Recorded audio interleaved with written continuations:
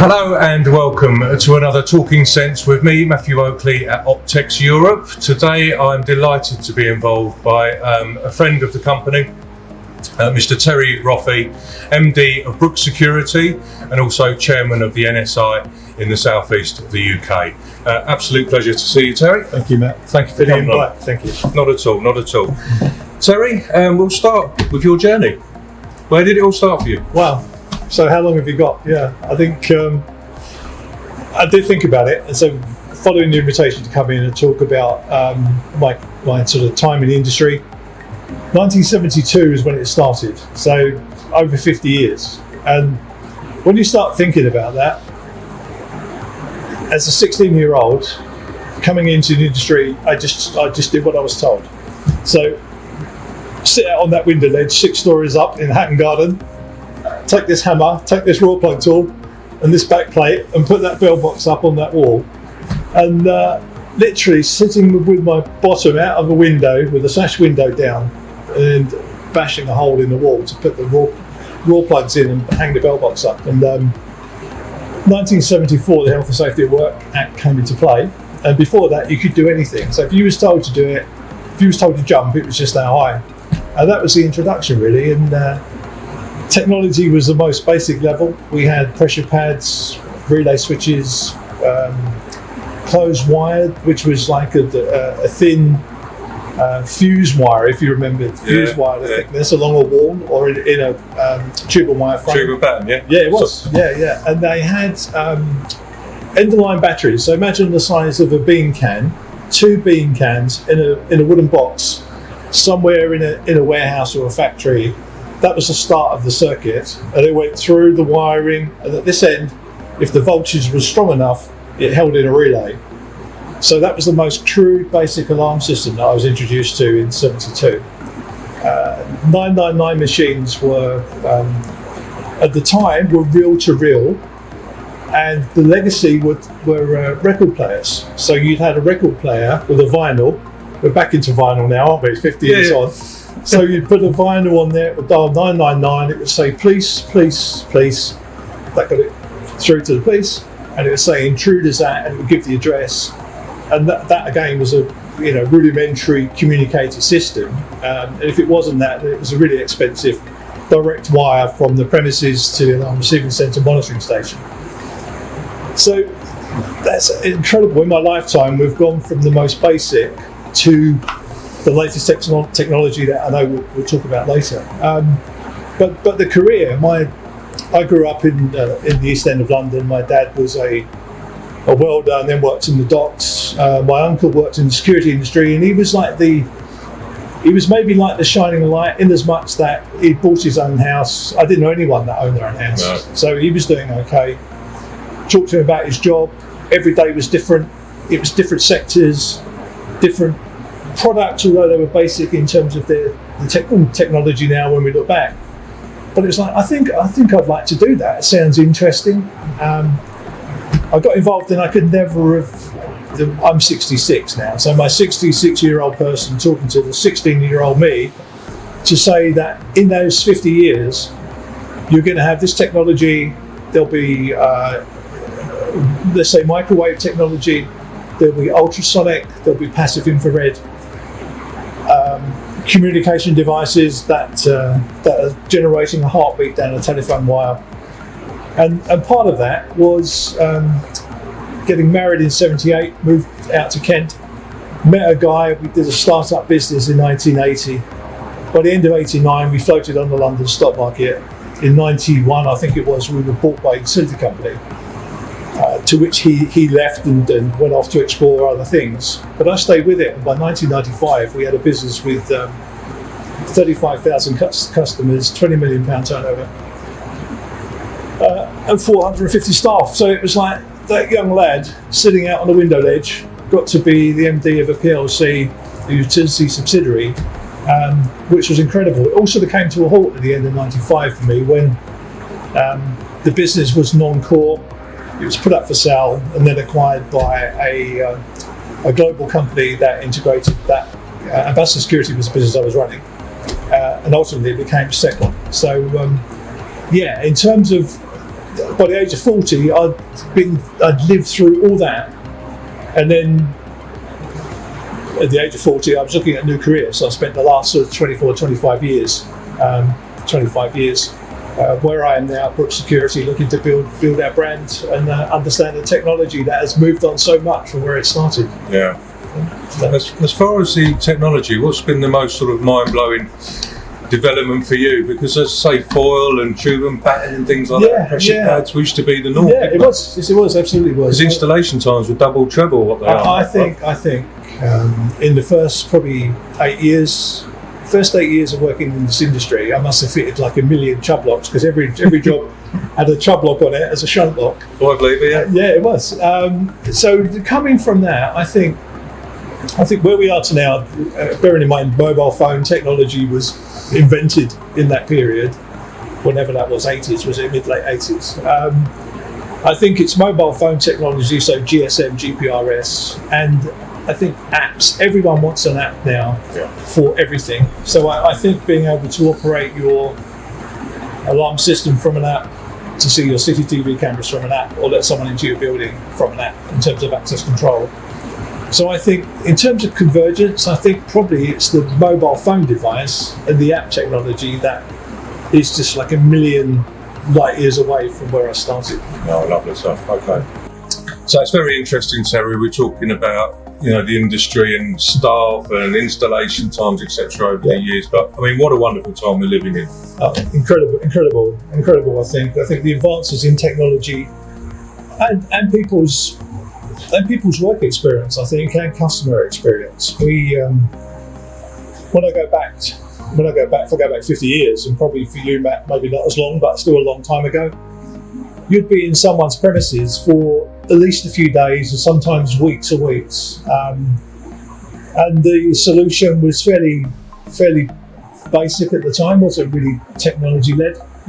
And nowadays we're competing, I think, in a market which is the speed of processing, the speed of video down a pipe, So, and I think for me, there's a lot that I think is based on risk assessment as well. So risk assessment of a customer's premises, because if I'm coming along to you to say, Matt, this is what I think you should have, it's like, well, so how does that work? Is it appropriate? I think, what's appropriate and proportionate is sort of based on risk. Yeah. An engineer, I said that 50 years ago, I'd sat on the window ledge. If we get a guy to a site now, the ladder is probably a bit too high, he'll say, I need a cherry picker for this. Yeah. So that wasn't an option back then. It wasn't. No, if you were lucky, you got someone to hold your legs, didn't you, or hold the ladder. So scissor lifts, cherry pickers, those sort of dynamics. And I think from a customer's point of view, maybe they're not sure what they want, and if it's just to tick a box, if it's just so the insurance company will insure the content for their home or building, then there's a degree of education, I think, as in an intruder alarm which has confirmation technology that the police will respond to. That's subject to interpretation. That does that mean something on a window? Yeah. Is it sensors in a room? Is it more than one sensor in a room? The risk assessment and the link to technology with one of our clients in Knightsbridge was carrying out a survey there. The risk was the family had many homes around the world, and one of the risks was a particular painting, which was flowers, as I remember. And I was explaining about technology, and you can have devices that sit on the picture frame, and you can have a device in a corner of the room and something on a window. And the risk there actually was, it was a Monet, it was about £30 million for painting. And the technology there was enabled, or using wireless technology, enabled us to protect the painting in a room where the staff were moving around and people may be coming into the property, but at least the painting was still protected. Yeah. So I think the technology part of it, instead of taking days or weeks to do an installation now, small installations could be 4 or 5 hours, and you're in and out of a camera system. That is one camera or a couple of cameras, could be as quick as a day or less. And then you go to larger sites where you've got external CCTV cameras, maybe the largest installation we've ever carried out is 300 CCTV cameras. It's for the NHS, and they've got, in terms of the risk there is, a lot of it is about staff-based risk and making sure the staff are safe and protected, and people are aware that if you're aggressive to a member of staff or you assault them, then that's a pretty good chance that's going to be captured on CCTV. And then if you think of CCTV in like the Crime Watch programs of 20 years ago, you'd have someone opening an off-licensed door, next minute they're on the counter and you didn't have anything in between. Grainy image, grainy image, and then it's like, well, what did he do between getting in and there?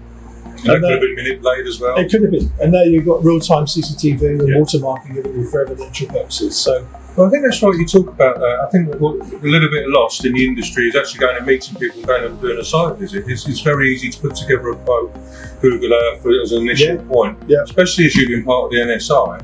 It's crucial that you go to site. That Monet might be sat in the hallway and not, sequential coverage. Right. You're never going to get that, I don't think. I mean, whilst technology and standards will allow you to do, say, a remote inspection of that site, I think there's a lot of value still in physically going to go. So you can do some electronic tests. You can do voltage, battery life. There's lots of remote tests you can do in terms of being on a computer and diagnostic checks.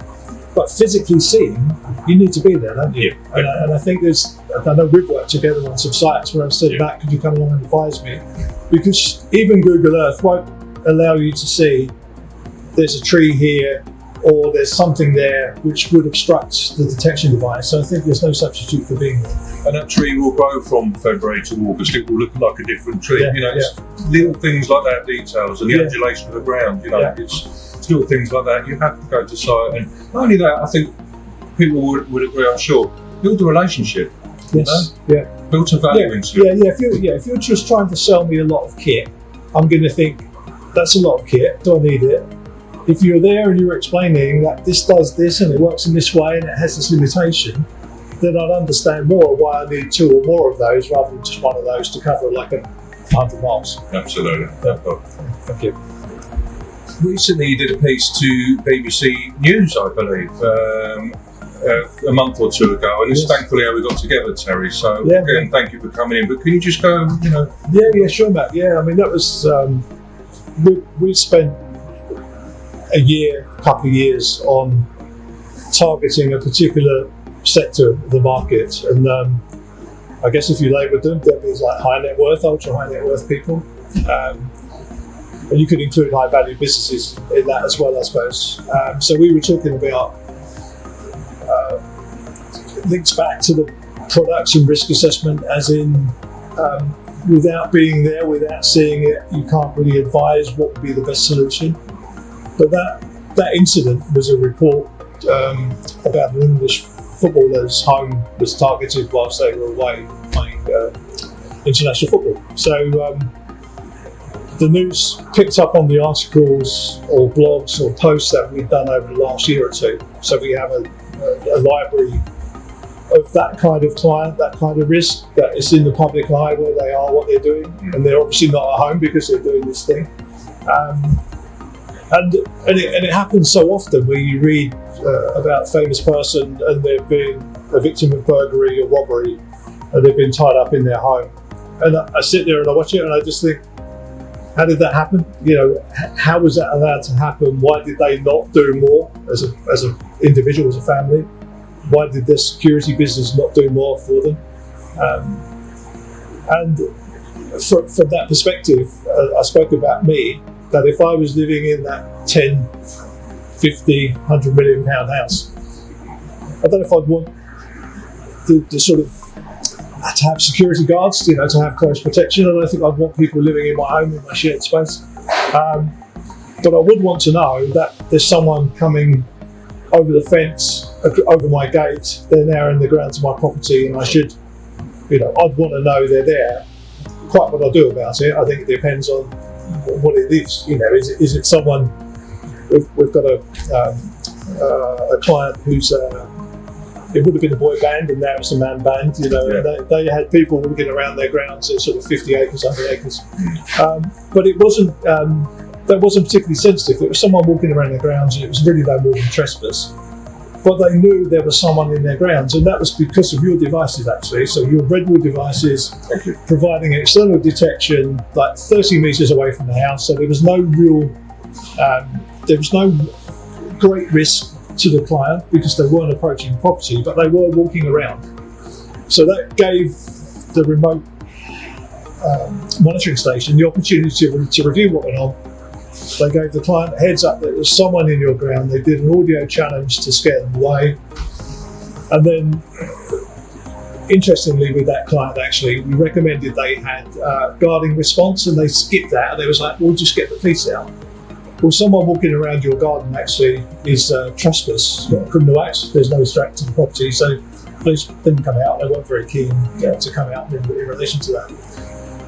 But the layering of security, I mean, we've got a number of car dealerships where there's 5 million, 10 million pounds for stock in a compound. So in terms of targets, it's not necessarily theft of the cars, but it might be stealing things off the vehicles, damage to the vehicles. And if you've got a secure compound and you've got your detection devices and you've got your audio challenge speakers, and then further, particularly say a car dealership even, where you've got the detection then around the car dealership, the perimeter of the building, then internally within the building. But the high net worth individual, where the intruders know they're not going to be there, or they are going to be there. If you design the system, I think, as a single layer, you've got a single point of failure. Right.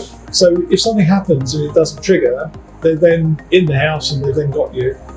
It's too late then, isn't it? It is too late, yeah. What do you do? If you're confronted with someone with a gun or some form of, I don't know. It should never get to that, should it? Because at the end of the day, they can have the car, the watch, anything. But if they come near you or your family, you're in a pet seat, that's another level. So if you're in the car, listen, have it. Yes, insurance. Yeah.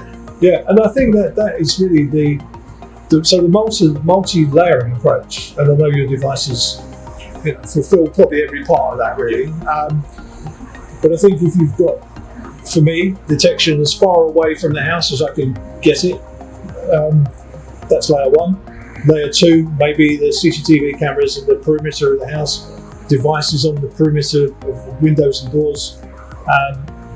Then the inner layer, volumetric detection with movement sensors and personal attack buttons. I think the technology nowadays with wireless technology allows you to have buttons in fixed places, in a handbag, in a car. They're driving up on their way home and someone can confront them on their driveway. At least they can raise an alarm for the personal attack button. Yeah. So that sort of multi-layered approach, I think it's not about selling as much kit to a client, but it is about giving them a number of layers, and I referenced it as layers of clothing. So what it's called. You've got your